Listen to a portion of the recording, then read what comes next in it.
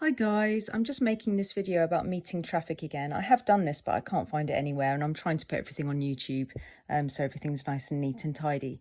So when you're driving down a road, and this is one road here and this is another road here, there's parked cars sometimes on very heavily parked on both sides, and that means that only one person can come down the middle because there's only enough space for one person. So let's just start with this one over here. So there's two methods, and I call this one the conveyor belt, and I call this one the ribbon technique, and it will all make sense in a minute.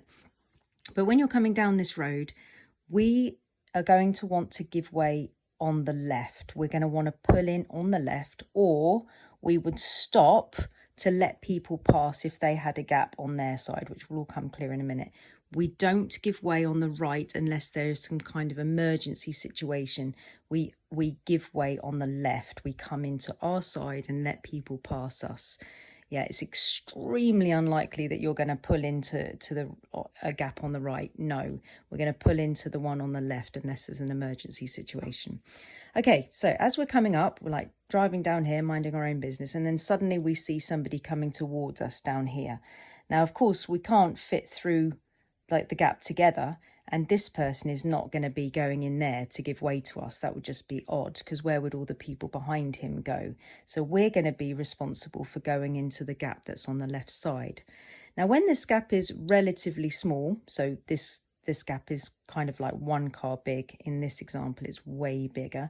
So the conveyor belt method, you'd be coming up like this, and this person comes down like this.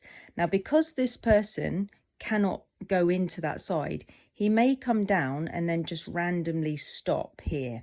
Okay, so he'll just slow right down and he'll just come to a stop. And then he's basically waiting for you to go into this gap. So you just mooch up down here and then you just go in there. Make sure that when you go into this gap that you're in a good position to be able to come out again in a minute. Because I had a student the other day who was so helpful to this person. What a nice person, but they didn't help themselves. So we came in and we just went straight, like facing this way, like that. And then it was like, oh, we're in a bit of a pickle now. So we had to very carefully look around and kind of reverse out. So it's really important that, you know, when this person slows down and waits, there is no other option for you apart from going in there. So I wouldn't bother like speeding up and trying to be all like worried about it. He's got to wait there for you to go in there. If you choose to go really fast, what happens if the doors open or bikes come out or people walk out? So I would recommend that you just keep at a safe speed. Don't bother like speeding up. Just mooch on down there. He knows that you've got to go in there, so just nip in there and make sure you organize yourself so you're going to be able to get out after he's gone. So you come in here, you pause, you're in a good position to leave in a minute, not too close, or certainly in a position where you can maneuver out. Okay, now the good thing about this is if anybody has now joined behind him, when you stop there, as long as there's no one down there, of course, then all of the line of cars are going to just be able to go, thank you very much, and just come straight through, and you've really done everybody a favour. So that's good. So this stopping technique where somebody comes up and stops, and then you come up and then stop, and then they go, and then you go. I don't know, it reminds me of a conveyor belt, stopping and starting, stopping and starting. So I've called it the conveyor belt method. So he comes up and stops and waits for you to go in there. You stop, he then goes, and then you go again. So it's like a stopping and starting method, and it works really well. As long as you are like putting yourself in here and then just, you know, coming out very gently with all your mirror checks, making sure that you don't get too close to the side of this person here. That's called shaving the car. So it's very important that you check your mirrors and really make sure you look down there, make sure there's no one else, and then check your mirror and just steer out. Use excellent clutch control by lifting and dipping the clutch, and then come up down the road like that, looking nice and far ahead at all times, dipping your clutch as many times as you need to. So because this is a sort of stopping and starting technique, that's why I've called it the conveyor belt. However, the ribbon technique, as I like to call it, it reminds me of just getting a piece of fabric and then just pulling it through. Okay, my battery ran out, but we're back. Right, okay, so It's a good thing I'm a driving instructor, not a technical person.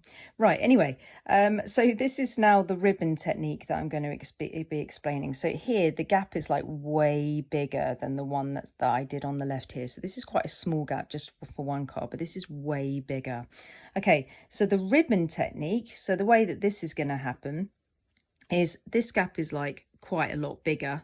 And the oncoming person has the opportunity to either do the conveyor belt, even though that this is like much bigger, the oncoming person still could stop here and then you could nip in there and then he could then be released to go and then you could go. So you could still do the conveyor belt method here, like it could definitely happen, like there's no problem.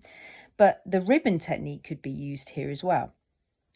So say for instance, like there's just one car like moseying on, like coming down here, like he's just like just one person on his own, but there's loads of you. So like there's like one you and then like 7 people behind you.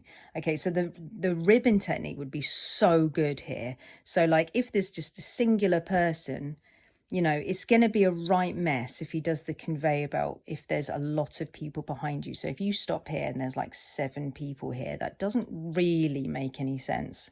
So it may be better for this person who's coming towards on his Todd to come down, and then he literally just stops opposite the gap. So it's still kind of a stopping point, but this person will come down and he'll stop here. Now, this is really, really, really decent and good because he can't come in here and give way here. That's just strange because if anybody's like coming up behind him, where are they going to go? So he needs to still stop opposite the gap or near the gap for you to go into.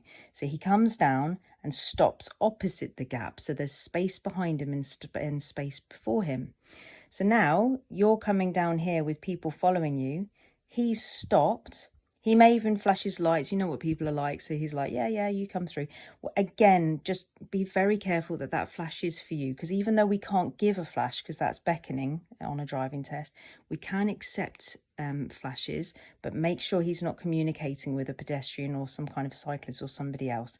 So if he stopped there or made it clear that he wants you to come through, you're going to then come up, and again, I would strongly suggest that you don't start going really, really fast because of pedestrians and bikes coming out. You just mosey on down, yeah, because he's got to stop there anyway. You've got all your people behind you, yeah? So you come down, and then you go in, and then you go round. And that's why I call it the ribbon technique. Obviously, it only works if there's one person there. But you come down, there's no stopping for you. You go in and round, and that is a really good idea if you've got plenty of people behind you. Yeah, in and round, no stopping, not like the conveyor belt where you go stop da, da, da, in.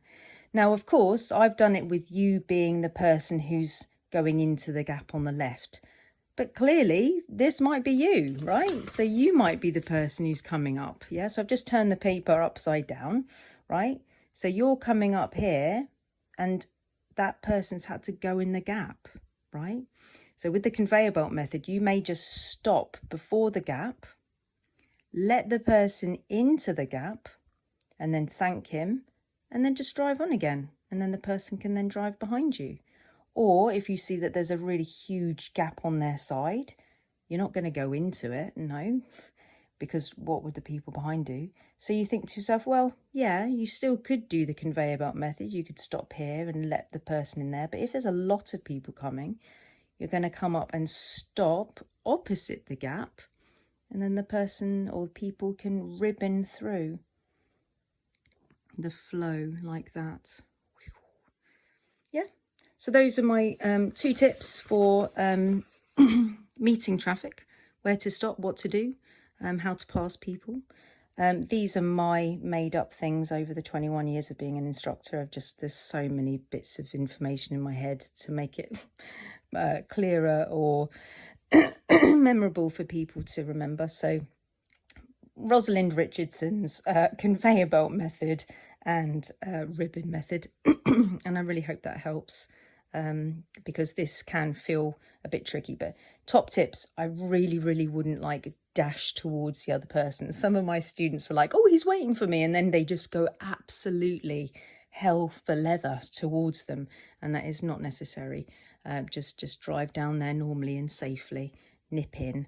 Lots of mirror work. Make sure that you're looking for pedestrians, bikes and children in between the cars, or moving cars of course, or people coming out, or doors opening, all of that kind of stuff as well. So lots of mirror work, and just be super careful of the side of the car if you're coming out. That's a really big deal.